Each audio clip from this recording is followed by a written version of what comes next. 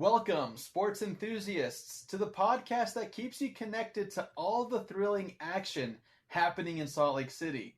Get ready to dive deep into the heart of Real Salt Lake with the very best podcast on the KSL Sports Network.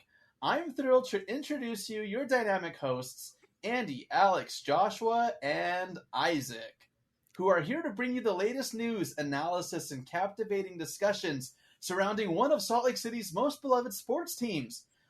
Andy, with his encyclopedic knowledge of the team's history, guides us through the rich tapestry of Real Salt Lake's triumphs and challenges.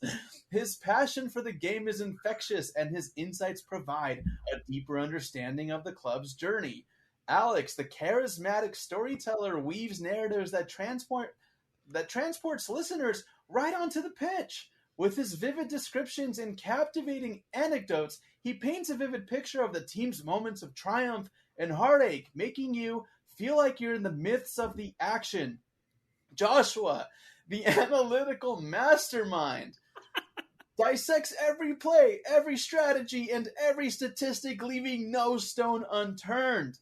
His sharp intellect and attention to detail unravel the intricacies of the game, providing fans with a deeper appreciation of the tactics employed by Real Salt Lake.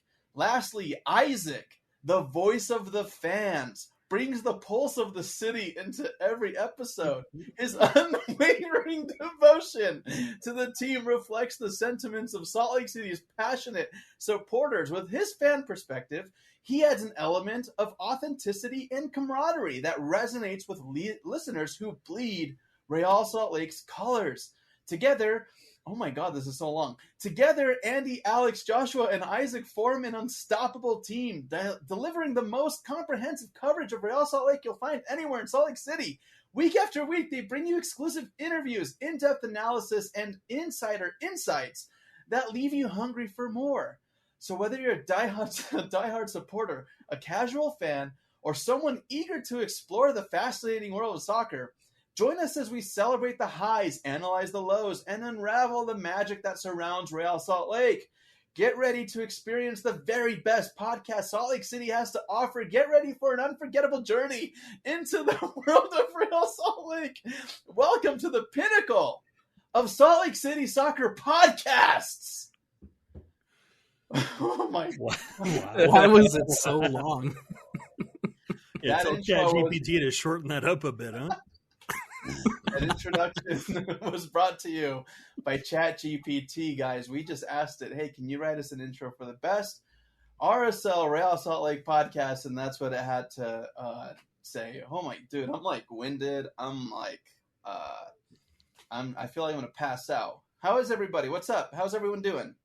I was good until I heard ChatGPT. Yeah. No, it was too kind to us. Far too kind. Yeah, did you guys agree with what it had to say about you guys? Not at all. No, I think it had some of us mixed up. Mine was pretty accurate. But, I'll take it.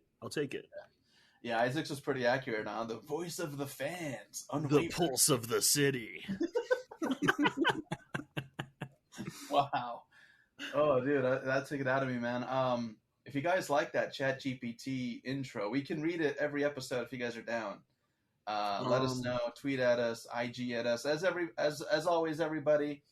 Welcome to the podcast on KSL Sports Network. I'm Andy Munoz. We got Alex Napolis, Isaac Munoz, and Joshua Clark. We're doing this remote today, and we have plenty to say, plenty to talk about. First off, Real Salt Lake coming hot off a win. A full 3 points. It's been a while since we've been able to say that. Go ahead. Josh, you confused? Momentarily I was, yeah. Yeah. Do you want to elaborate? Did your face? No. I completely forgot about, my timeline was off. I was thinking we were talking about LA for some reason, but it's the other Wednesday. Yeah, it's the other Wednesday. Yeah, I'm just confused. Ignore me. Cool, we did win in Austin, yes.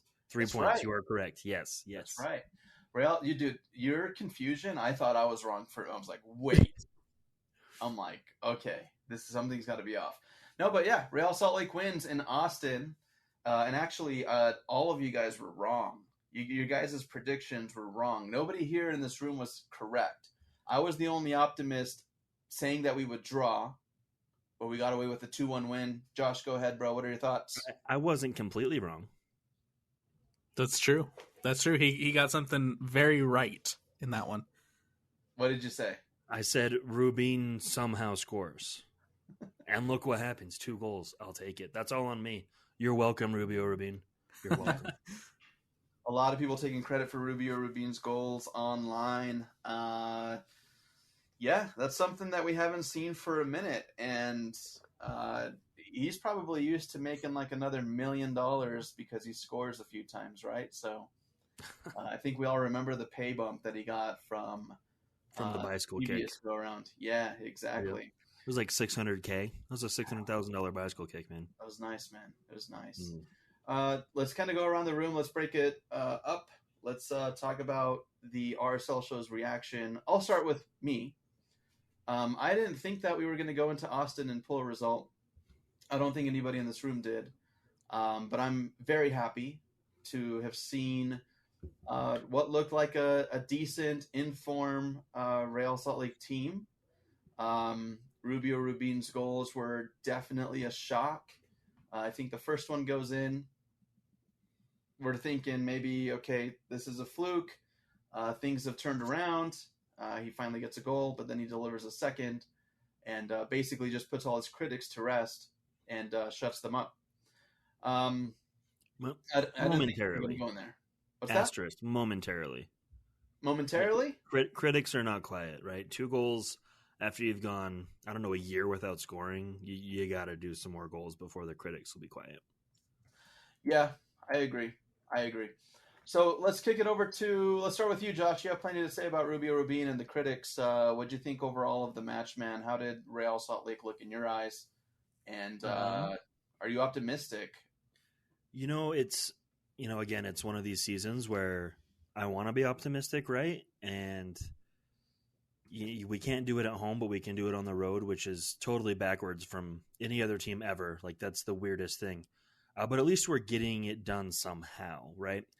I don't love losing at home, and I hope we can right that ship on Wednesday. But this performance against Austin FC, who, isn't the best, right? They're a mid-table team, but still LA was the worst team. So it's a good win for us. It was a complete performance, in my opinion. The defense looked shaky at times, but Gavin Beavers, man, he's really solidifying that starting spot after that game. So you had a big performance from him. If Rubin doesn't score a brace, Gavin Beavers gets man of the match. No question from me. It's a little crappy for him that he didn't get the shutout. But overall, a great performance from the guys. A much needed bounce back performance from Wednesday, excuse me, my timeline, my lord.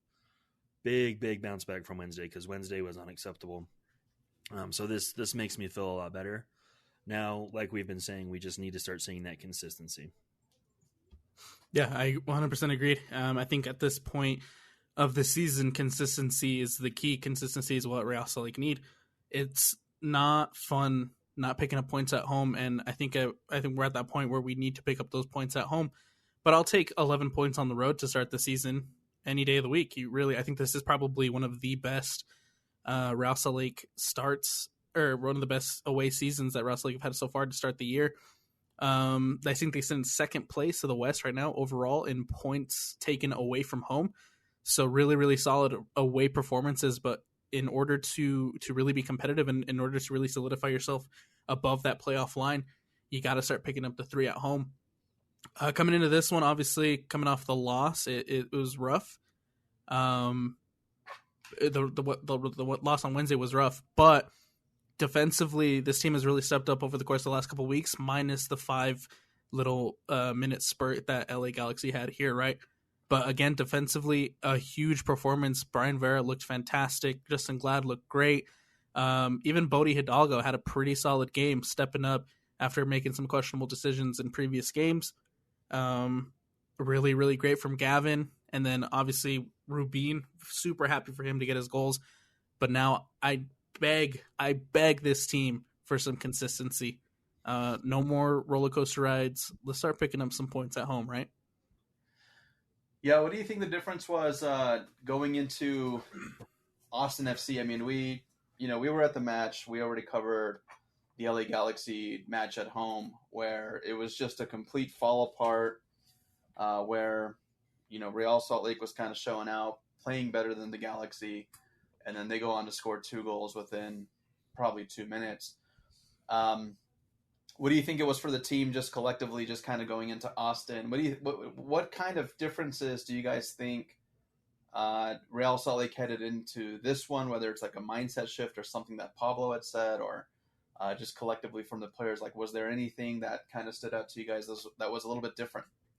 I think we finished chances early, right? We got the first goal.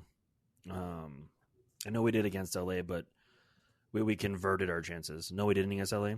Yeah, see, I can't remember. My timeline's all skewed. But yeah, we finished our chances, right?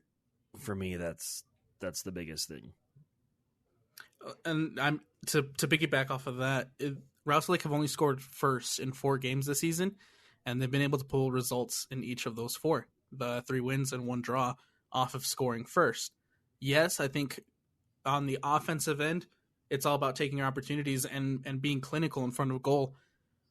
In the first half is still kind of a blur because of the delay, right? I don't really remember a lot from the first, but in the second half, they didn't let up, right? Real Salt Lake was still going for it. They were still looking for opportunities, and it came late, but it came, right? And we still were able to get another one on the board, which I think was huge. Going up 2-0 on the road is a lot different than Austin coming back and pulling one back first, right? I also think another big difference in this one was Brian Ojeda stepping up a lot since he's kind of lost that starting spot to Jasper Loffelson. Ojeda played a huge part in the midfield as to why this team was so strong defensively, as well as finding those opportunities on the offensive end. And I also want to point out Justin Glad. I think Justin Glad had a tremendous game, and it shows just how important Justin is to that back line, going from that 5-minute collapse to LA to being able to hold on the 1-0 lead and then the 2-0 lead in Austin. I think it's huge credit to the kind of the leadership that Justin has. Yeah, it's a good point. Justin Glad finally coming back into the lineup for Austin FC, and yeah, you can see the notable difference with Justin Glad on and off the field. Now, the big thing that affected this game too was going into a 40-minute weather delay, well before the second half.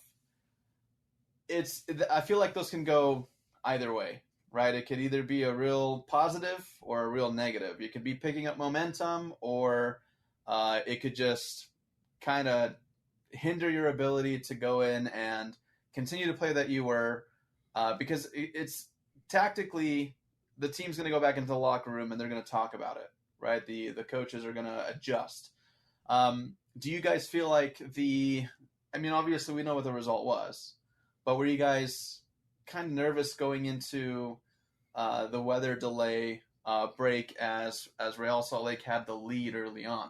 I mean, not necessarily. I feel like anytime there's like a weather delay, Real Salt Lake usually does a pretty good job of coming back out and either holding on to a lead or going and being on the front foot and looking for that lead. I think coming back, obviously you don't really see much as they only played like 10 minutes in that first. But like I said, in the second half, just really stepping up defensively and still attacking on the other end. I think weather delays usually work in Real Salt Lake's favor. It's still stressful though. You're always worried about the guys losing focus in the locker room, how long you're sitting there, how long you can stay warm, and again you're away from home, so they start thinking about, oh man, this is gonna be a late flight home. All those things can pile up. So all credit to Pablo and the staff and the guys for keeping the focus, right, and coming out and kind of taking advantage, because you have to wonder if not Atlanta. Man, what is my issue today? If Austin lost a little bit of that focus. I think another big advantage RSL had was we don't have 3 players with the same neck tattoo. That's a big one. Yeah, the angel wings on the back of the neck, huh? 3 guys in their starting 11 have they probably went to the same place at the same time. Yeah, all for identical. Austin. Oh yeah. It's a big boost of confidence, big boost of energy to, I think, get a regular season win, especially over a club like Austin FC. And then clearly this had just a big impact in the rankings, where Real Salt Lake all of a sudden went from second worst in the Western Conference up to the 9th spot to not necessarily secure a playoff spot, but actually be in the running just above the line again. Another mention, back to the way that things could have gone for Real Salt Lake. And this one was, right after, I wouldn't say right after the goal, but just close to stoppage time. Austin FC actually had a pretty good opportunity to basically pull back another goal and just tie it up. And it was the difference between going home with 3 points versus 1, because Austin defender Julio Cascanti had a header right at the last minute that just went right in front of the net. And I think there was like a huge save also by Gavin Beavers there at the end to basically secure it. So overall, I'm just impressed with the way that Real Salt Lake played against Austin, and I really don't have any complaints. I think we have to look at this just positively. I think in past conversations in different seasons, we would have said, well, we deserve to maybe like win by more goals, or it should have been 3-1, 4-1, more chances. But at this moment in time, we got to take every single win and treat it like it's a 10-1 win, right? Mm-hmm. Exactly. We're going back.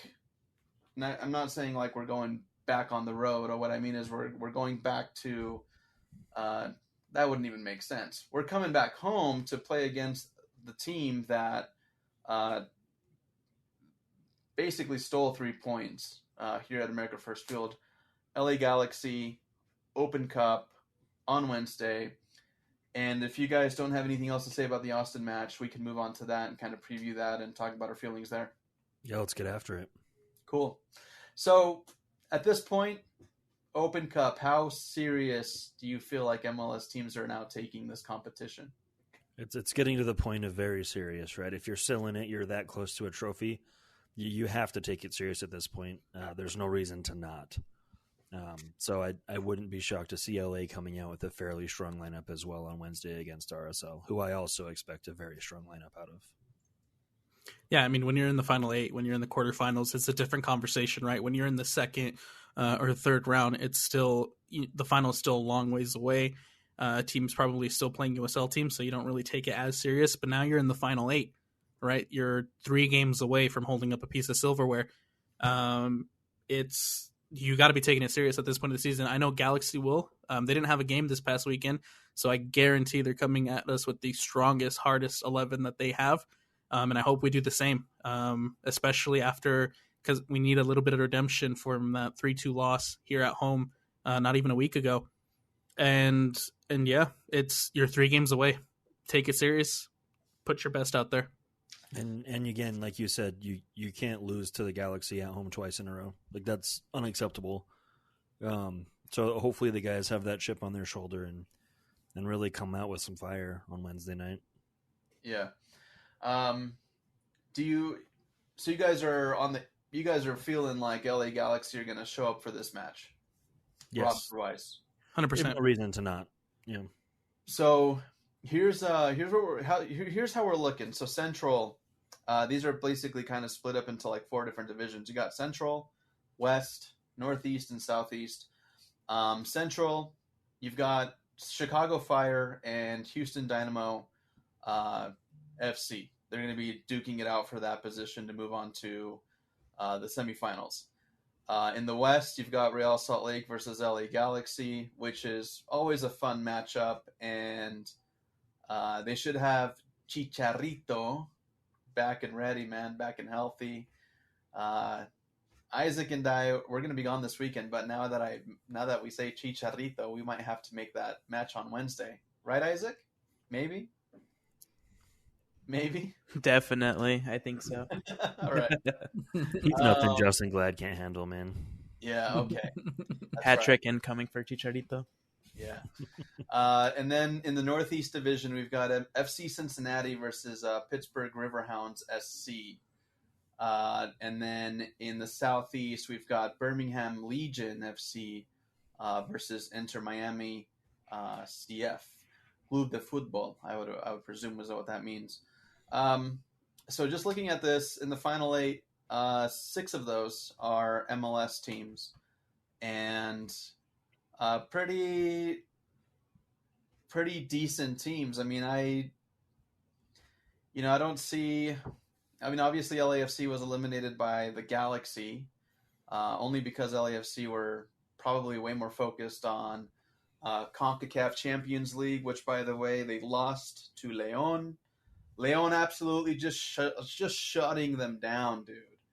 In is it still California, the Bank Stadium, or Bank to California Stadium? What is it, Alex? No, it's BMO Stadium now. What is it? BMO. BMO, my bad. BMO Stadium. Just absolutely shut down. And this is after I'm trying to remember the name of the player. Who was the player that had said that Mexican teams aren't tactical, they play more so off of emotions? Tim Tillman. That's right. Tim Tillman, but prior to the tournament starting, was being interviewed, and they kind of threw it all over Twitter. LAFC player just basically saying, hey, these Mexican teams aren't tactical. They're more emotional. They still have great forwards, great talent up front, but they should be able to pull results. They lose on the road, pull one back late. The aggregate is at 3-1, so they're already coming down into this match 2 goals. Was it 2-1 or 3-1? 2-1? 2-1. 2-1. So it tells you how much attention I'm paying to LAFC, but they come here, man, and they're just outcoached, outplayed, no real strong opportunities. Carlos Vela got subbed off. Your star key player gets subbed off versus a Leon team. It just wasn't the LAFC of the MLS that we know, and we know that they wanted to win that trophy because so far, Seattle's the only team that has won that competition. Leon, 6th place in Liga MX. They had beat Tigres, the former champions, to make it to this qualifier or final, excuse me. And they just shut down LAFC.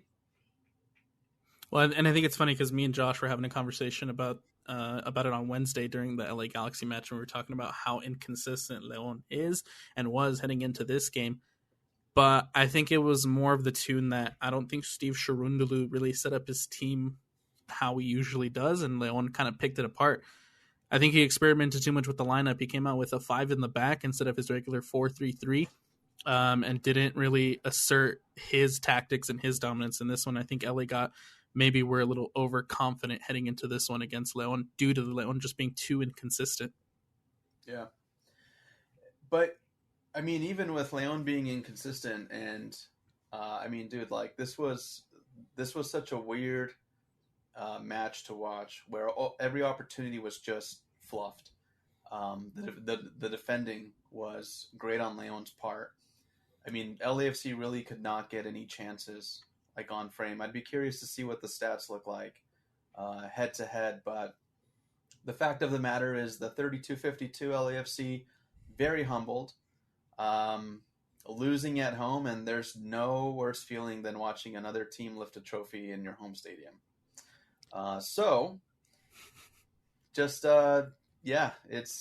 It's unfortunate. As somebody who supports MLS and supports MLS side, I mean, we all come together during tournaments like that, and we would like to see MLS teams win. But in this instance, I don't really feel like the camaraderie was there because I don't think a lot of people support LAFC at the end of the day, whether they're MLS or not. No, I think the league was against him a bit on this one, especially since Seattle's finally won it. Right, that chip is off MLS's shoulder.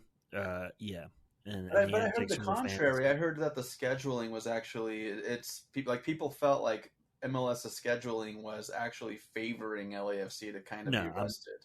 I'm not saying MLS. I'm saying the fans, right? The collective fans of MLS usually cheer for the MLS side once everyone's been eliminated, but I don't think this time that was the case. I really don't. I hear you. So, some notes here from junior producer. They threw a beer at Leon player who scored the goal. It's just not shocking. It's not surprising. I don't even think that's really a fan base thing. I really think that's just like a Southern California thing, dude. Like, you're going to get showered in beer. I guess showered in beer and goal celebrations is different than having like beer actually thrown at you. I mean, Raimondo did. Oh, that's right. Yeah. I mean, they were throwing it at a Leon player, so it's not like they were celebrating. Yeah, that's true. Another noteworthy mention. One of the teams that we mentioned here is Inter Miami. They've got a new head coach, Javier Morales, dude, Real Salt Lake legend, bro. Soon to be coaching probably Lionel Messi. How wild is that? Or how wild would that be? As there's like, there's all the rumors, bro. Where's Messi gonna end up next? And yada yada. Inter Miami is one of those teams in the conversation. But the Saudi teams are like definitely pulling out all the stops to make that happen. However, Javier Morales makes coaching debut against DC United, and 3 minutes in, there's a red card, and he goes down to 10 men. So it's a tough showing. However, Javier Morales still manages to pull it's like a decent result being down 10 men from the third minute, dude. He only lost 2-1. And I think, it's not a desirable outcome for your first showing, but if you could maintain a 2-1 with 10 men, I think you're on the good track there. I think that's a good showing out. Would you guys disagree or agree with that? For his first head coaching stop or gig, not bad. It's good, especially when you're playing over 90 minutes of this match without 11 guys on the field. It's good. And then the goals too, I don't know if you guys saw any of them, but the goals too were like not great goals. It was just kind of bad defending overall, but it'll be interesting to see what kind of happens next game, and hopefully they can stay with 11 men. Yeah, and of course he's going to need some time, right, to kind of put his philosophies into place to really make an impact on that team. So, hopefully they're patient with him and maybe give him a shot. Who knows, though? Yeah, absolutely. That owes it to him for the final. So, yeah, and you're right, Alex. Like the 2 goals from DC weren't too impressive, and if I'm thinking correctly, I want to say that Ian Frey's goal was actually pretty. Golazo. Yeah, it was a banger, dude. I'm going to rewatch it right now. Maybe you can hear it here. Play to the top. 92nd, yeah.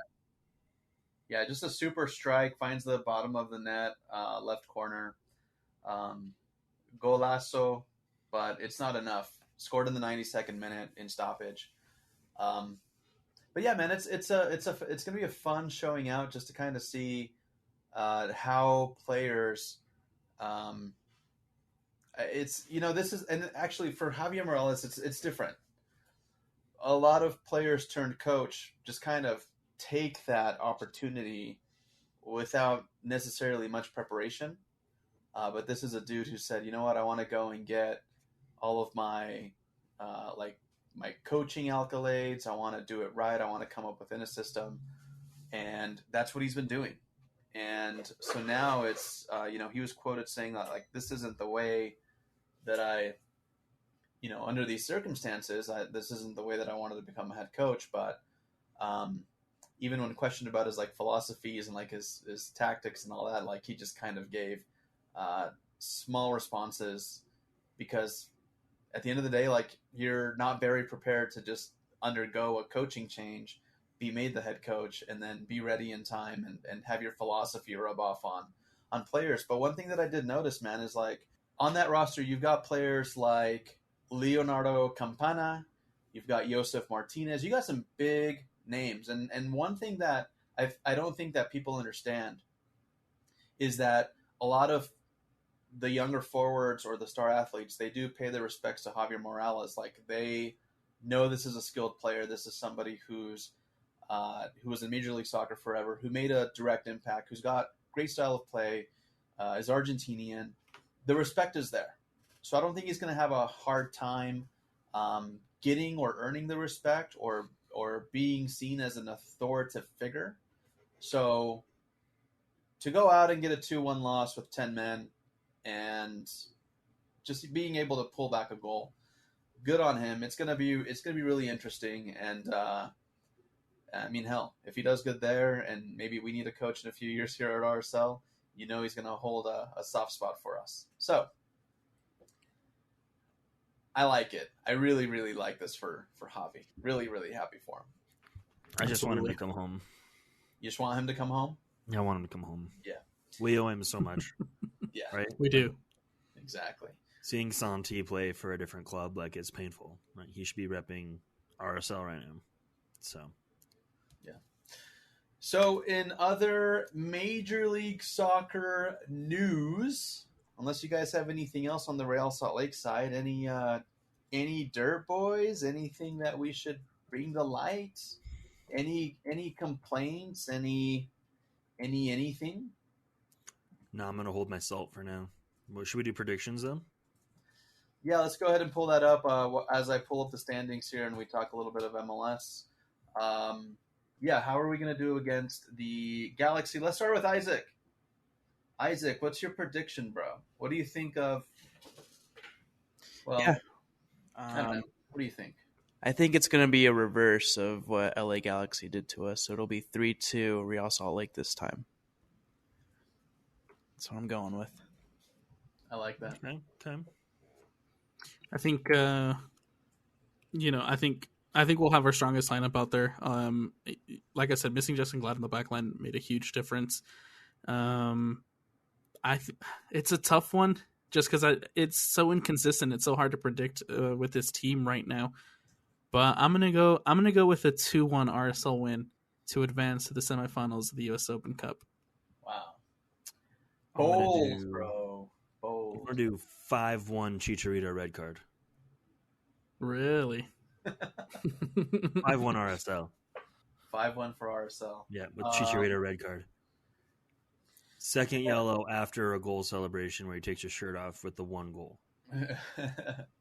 The worst red card you can get. Yep. Has Chicharito's name written all over it.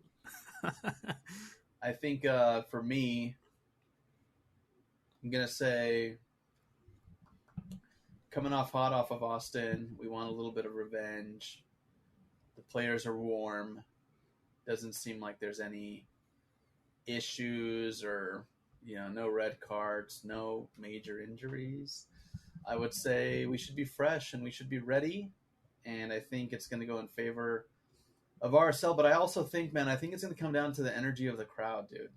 Like, if it's just a dead game and there's like maybe 3/4 of the stadium filled up, I think that could maybe bring some trouble for us. I think if the energy is good and people are actually showing out and they show that they care, they show the team that the fans care, I think that'll just up the momentum for Real Salt Lake. So I'm hoping for I want to see like a 2-0 loss, dude. I want to see a shutout. I want to see Beavers in. I hope it's Beavers. And I think I want to see Demir involved, man. I want to see Demir get his goal so he could just kind of get that monkey off his back. Alex, you had something to say regarding NYCFC. Go ahead and fill us in. What's going on, dude? Oh, they're just having a very poor part of the season right now, and we have them here on Saturday. So I want to see what you guys' predictions are for Saturday's game as well. Well, see, that scares me, right? Another poor team coming in looking to right their ship against RSL at home. Things you didn't think you'd really ever say, right? But that one makes me nervous too. But if we play like RSL can play, like we know they can play, we should handle them just fine. But the worries there, the doubts there. And it's going to be interesting to see, if the team can get over their doubt Wednesday, then maybe we'll be fine Saturday. But if Wednesday doesn't go according to plan, Saturday could be, really troublesome. And again, another trap game for RSL. It's just so interesting to see kind of the difference of how solid we can be on the road, and then how kind of shaky this team has been at home this year. I agree. I think a lot of it will fall on how RSL does in the Open Cup on Wednesday. But still, this is a New York City FC team who haven't won a game since mid-April. They're just completely falling apart at the moment. Similar to Galaxy coming into this last game at America First. I like Josh said. I just hope we can get things going at home, because that's where we need the most points right now. And hopefully New York City would be a good test for that, to see kind of where this team really is at home at this point of the season. Do we know if Richie Ledesma is allowed to play against us, or do you think they have one of those clauses that says he can't play against us? I think all intra MLS loans say you can't. So I don't quote me on that, but I'm pretty sure he won't be available. Interesting, because that would be an interesting dynamic, right? Mm-hmm. Yeah, that would have been fun, actually. That would have been fun to see. Now, okay, maybe you guys know. The last time we played New York City FC, the last time we played them, does anybody remember the scoreline? It was Wait, on 6-1? Easter. Yeah, it was on Easter Sunday, and it was 6-0, right? It was 6. Let me go ahead and pull it up here. Should have been 6-1. Swindemir hurt his back and was out for a whole year. Yeah, Dude, it was Demir's last game. So 6-0, bro. 6-0. I just remember Demir hurting himself. And I believe that was the match, dude. I think that was the match that our boy, oh man, I just called him our boy, the Mexican defender, young dude who was playing for us, Hazy. I Red believe card. he was playing that match, and they were just getting whipped on. No, not the same match. Yes, it was that match. It was Hazy's He did red card, though. it was like Hazy's last game as a starter, I think. That's it was like such an unfair, it just to pin it on him, because dangerous ass team. They had Tati Castellanos, bro. He had 4 goals, 2 from the field, 2 from the penalty spot, right? Tati Castellanos, dude, just fresh off of a freaking championship, bro. And we're playing in NYCFC. We're playing in their stadium, and I can't remember. I don't think it was his first showing for Haciel, but it was like one of the first few matches that he took a defender side for us. Well, the defender position starting is what I mean. Gets lit up, and then they just pull him off, and then we never see him or much of him again. I think it's an unfair shake. No, absolutely. I 100% agree. That game, that whatever collapse Rouse had that day was far from Hazy's fault. Exactly. And I remember tweeting. I was like, I will not accept Haziel slander, because it was far from just Hazy. He made one mistake that I can think of off the top of my head, but ultimately it was just a total. Yeah, it was just ultimately a total collapse from Russell Lake in that one. Yeah, Josh, what did you say, dude? I didn't hear you. I was just saying that he gave up one of the penalties that match. That's right. Yeah, man. But it honestly looked like we had, 9 Luke Mulhollands on the field. It wasn't great. No, it just wasn't. Yeah, anytime there's 6 on the field, bro, I don't know. You can't pin that, man. You just can't pin it. My bad. Another interesting thing that I had seen on this actually came out of the Facebook group for Real Salt Lake fans. I think it's Salt Lake Till We Die. Somebody posted screenshots of LA Galaxy, an LA Galaxy Facebook group, proactively talking about how good Diego Luna is. Somebody literally saying, hey, is anybody watching the U20? Diego Luna, yeah, maybe he's a little bit shorter, stockier, but he's lighting people up. And then in that same group of LA Galaxy fans that are wanting to snag him, they're also like, yeah, hey, Real Salt Lake's not doing anything with them. He would be a better fit here. When you have fan bases, not even just commentators or your actual own fan base, begging you and pleading you to play this dude and to give him more minutes. When you have other fan bases that are saying when they're noticing somebody and they're like, hey, this guy would be good here. What's the disconnect here?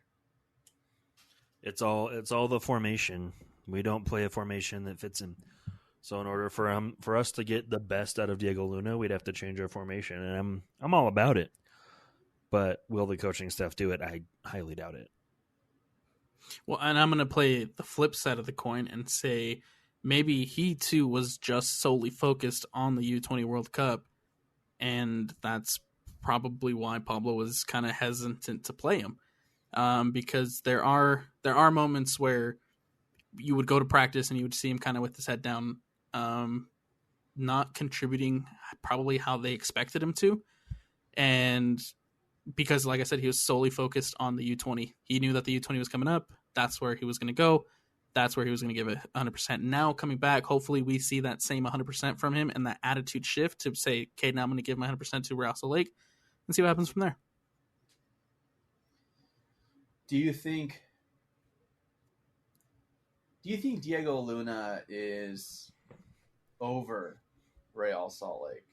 If you know that you're this good and other people are saying it about you, do you just what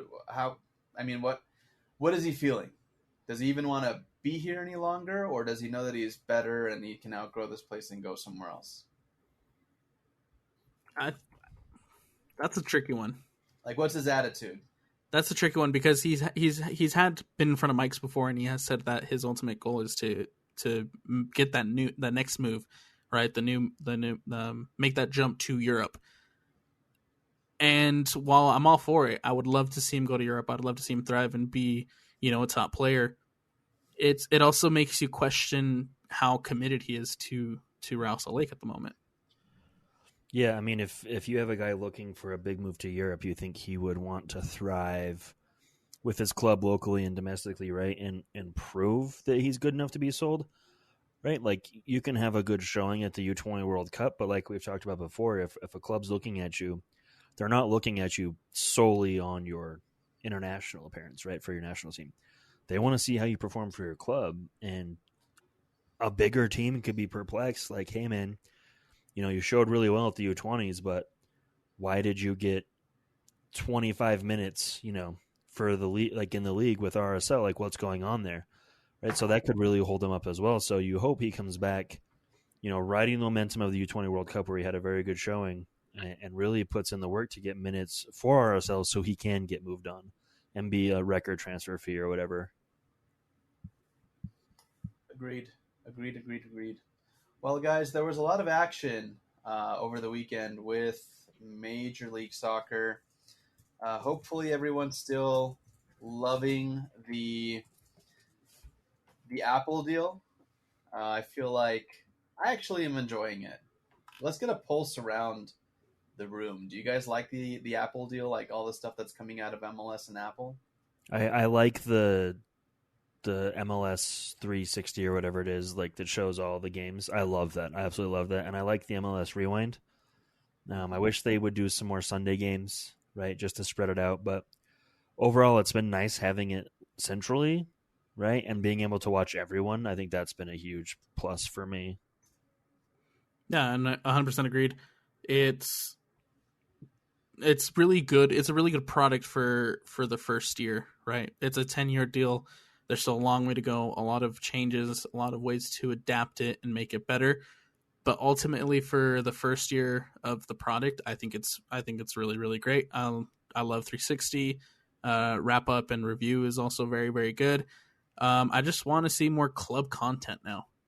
Start focusing on the documentary. Start focusing on the profiles, stuff like that, and start going in depth to the clubs because I would love to start seeing that too. Yeah, and I would think that's probably a task for the off season, man. Because now, when you think about it, all of the matches kind of following, or basically following, like on following on a Saturday or Sunday, with the exception of a few matches that might be midweek. You've got U.S. Open Cup. You've got all this travel. It's almost hard to, where do they find the time to execute or find players to be available for like that docu series, which I'm all about. I want to see that, but it's also where do you find the time between traveling and all of that, right? I think. Sorry, go ahead. Go ahead, dude. No, I was going to say, I think instead of, multiple teams, they need to focus on one at a time and just go through the teams. Do a month at a time with the team and have someone with the team. I think that's really the only way you make that happen right now. Yeah. Barring you're spending, $1 billion on different crews and things like that to follow multiple teams. But so MLS Saturday, June 3rd, I always get mixed up, man. Maybe week 16, 17? sure. Sounds all right. Like that. Sounds about right. Let's just go over the full results. Let's talk about a few of these matches, and maybe we caught some highlights. So hopefully you guys like this segment. This is one of my favorite. I like talking about what happened around the league. So New York City FC, New England 0 draw. Who cares? Seattle Sounders and Portland 0 draw. Makes me happy when those teams just become stagnant. DC United pulled the win, like we mentioned before, 2-1 over Inter Miami. Inter Miami going down 10 men in the third minute due to a red card. And then we've got Orlando City, 3 goals over New York Red Bulls, 3-0 full time. Alex, you're shaking your head, bro. I don't know what's going on with Red Bulls, bro. On paper, they should be a top team. They have so much talent around that roster, and they just can't pull it together. You got Philadelphia, your second favorite MLS team, Alex. 3-0 over Montreal. You got Cincinnati getting a result, 1-0 over Chicago. You got Columbus and Charlotte. Columbus Crew, man. Great team. I think, was it Tom Bogart that said that they are the funnest team to watch? I know it was one of the MLS analysts. Yeah. 4-2 over Charlotte FC. I agree, dude. Lucas Zelarayan, Gucho, dude, like it's just pure Latino talent, bro. Pure Latino fury, dude. Week in, week out. From Columbus Crew. Real Salt Lake 2-1 over Austin. No one saw that coming. We literally didn't see that coming. No. We didn't. Minnesota Toronto 1-1 draw. Snooze fest. Nashville SC over FC Dallas 2-1 again. Great result there. I love it when West teams lose. And we win because it does a lot for the tables. St. Louis City. And if you guys are curious on St. Louis City, they do capitalize city on purpose. I learned that. Somebody asked that on Twitter, and then I looked into it. They capitalize full caps, just the word city, on St. Louis City. 3-0 over Houston Dynamo, dude. Did you guys see the drama in that one? No. I think they were just kind of pushing each other around, right? Yeah, there was like a fight that broke out, and then Ivan Franco comes and takes a guy down in a chokehold, and then he gets sent off, and then VAR steps in. He's like, that's actually not a red card, so Ivan Franco has to come back out from the locker room to finish the game. It was a mess. It was a mess, but I loved it. Oh, man, that's so much fun, dude. St. Louis City, man, also a fun team to watch, dude. I think, dude, that's a contender, bro. Like, if things go their way come the playoffs, that's going to be a team that has an absolute shot at winning an MLS Cup. Like you see all the highlights, and you see just like the team unity, man. Just even like the fans, the stadium, bro. Like they've got it, man. Like they've got something special out there. And I think most importantly is that they're pulling off wins without Joel Close. Yeah, exactly, bro. St. Louis City, just doing the work, bro. Doing the work. Colorado and San Jose 0-0. I'll take that all day, bro.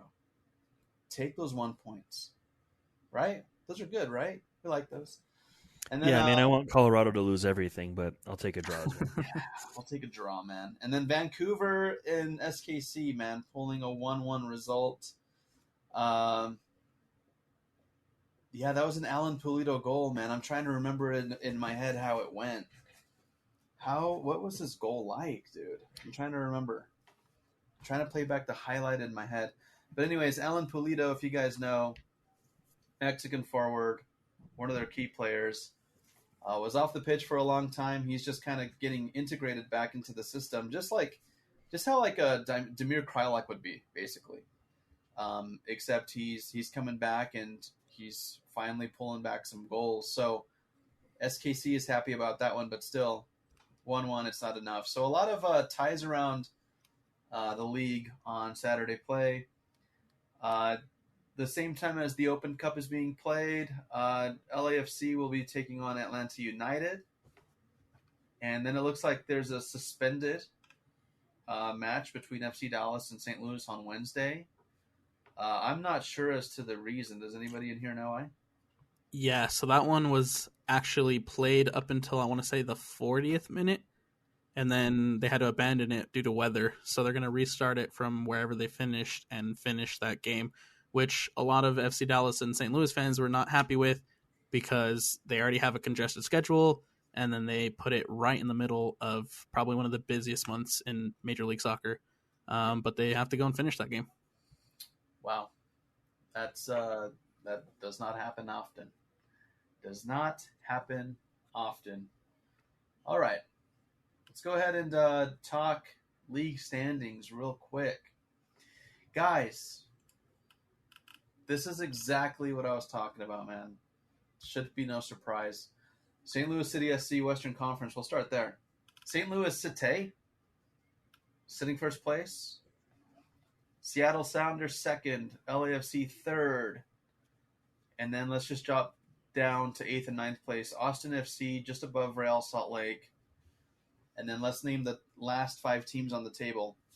Houston Dynamo 10th, Portland 11, SKC 12, Colorado 13, and sitting in dead last, our Open Cup opponents, LA Galaxy. You know you can never take power rankings seriously when almost all of those teams you just named are above us in the power rankings. I don't know, though, man. I feel like the power rankings are usually... They're dumb. They are stupid, but often for our team, they tend to be right. I don't know that we're 27th in the power rankings, though. That seems a bit harsh, but I digress. A little bit. All right. Yeah. Eastern Conference, Cincinnati, man, sitting first place. It's weird. Dark horse. I still don't know if they're a good team or not. They're very, very solid defensively because I think every single one of their wins is a 1-0 win. But their attack has kind of fallen down a lot from last year. Last year, Brenner and Vasquez were scoring every game. Lucho Costa was assisting every game. They're scoring like 3-4 goals a game. And now you're just getting away with these 1-0 wins, which all credit to them. But maybe I need to see a little bit more from Cincinnati before I decide they're a good team. Yeah. Nashville sitting in second. Philadelphia Union third. Let's go back down to like the 8th and 9th spot. So 8th is Orlando City. Charlotte FC is 9th. And it makes you wonder, is Real Salt Lake a better team than Charlotte, or is, vice versa? The last 5 teams sitting in the Eastern Conference is Montreal 10th, New York Red Bulls 11th, Toronto 12th, New York City 13th, dude. Chicago 14th, and Inter Miami 15th. Guys, if we're looking at the tables, we got to beat LA Galaxy, and we've got to beat NYCFC. We have to. There's no question about it. We have to. No question. Granted, a few things went favorably for us, and we jumped up to 9th, but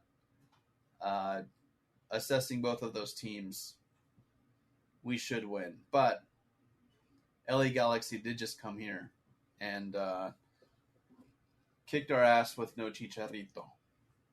All right. Guys, with that, we will conclude. We have our predictions. We've got everything we've got as far as Real Salt Lake and the league. Also, just out of left field, LAFC Edge, which seems to be just like a LAFC, could be a fan blog. They could be I don't know. They could be fan base, fan Twitter. I don't know. They got a pretty decent following. LAFC Edge says, first time I've ever said this, but it's time to make some big changes. Vela needs to free up the DP spot. It's time. It's hard for me to say it. Still a legend in all respects. So, guys, can we be witnessing the collapse and the downfall of LAFC in real time? I don't think it's the downfall or collapse, but I think Vela's time as the dominant force in LA is over. Woo. I almost would agree. I think it started last year with the injuries. He spent a lot of 2021 and 2022 battling injuries, in and out of the lineup a lot. This year, I mean, he looks better, but he's still not creating and scoring as much as he was in 2022, 2019, etc. It could be possibly time to maybe think about overhauling that roster, bringing in younger guys. You look at guys like Elias Sanchez, who's very important to that team, who's aging. Carlos Vela, who's very important to the team, is aging. Maybe it's time to look at bringing in younger talent. With that being said, you got Boanga, 28 years old. Still very young to me, but old. Isn't that weird? Isaac, you're 27, bro? You're old by MLS standards. Yeah, I'm old. Pretty old. Yeah, I think it's time, man. Yeah, we'll see what LAFC does, which could always be exciting because they've got the money, right, and they've got the pool, and they've got all these things going for them. With that, we conclude. Ibrahimovic retires from football. Actually, other way around. Football retires from Zlatan. There you go. Facts. They gave him such a cool goodbye. The Tifo Rec Godbye, not goodbye. Did you guys see that? No, that's awesome though. Bro, yeah. Instead of it's big white lettering, and instead of GOODBYE, they wrote GODBYE, which is pretty hilarious. And then, so it says Godbye. Tearful goodbye from him. But yeah, it's just the end of his reign, man.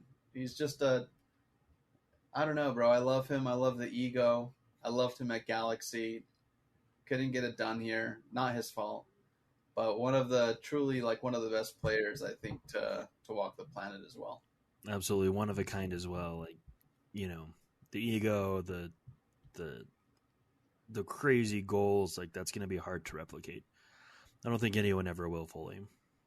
Yeah. Cool. Alex, All right. You had something, bro? Oh, no, I was just going to say we'll never see anything like Zlatan ever again. Yeah. Yeah, it's crazy, man. All right, guys. Oh, real quickly, Sneaky Fox FC, honorable mention, man. We had Ramondo and Winger playing in the soccer. It's just the soccer tournament, right? TST? Yes. Yeah, Mm-hmm. highly entertaining. Highly entertaining, 7 versus 7 aside. Ex-players, current players, players from retired teams. I mean, it was just this whole league playing for $1 million. I can't tell you who won, but Sneaky Fox FC went out there. I think Ramondo ended up hurting his calf, couldn't play.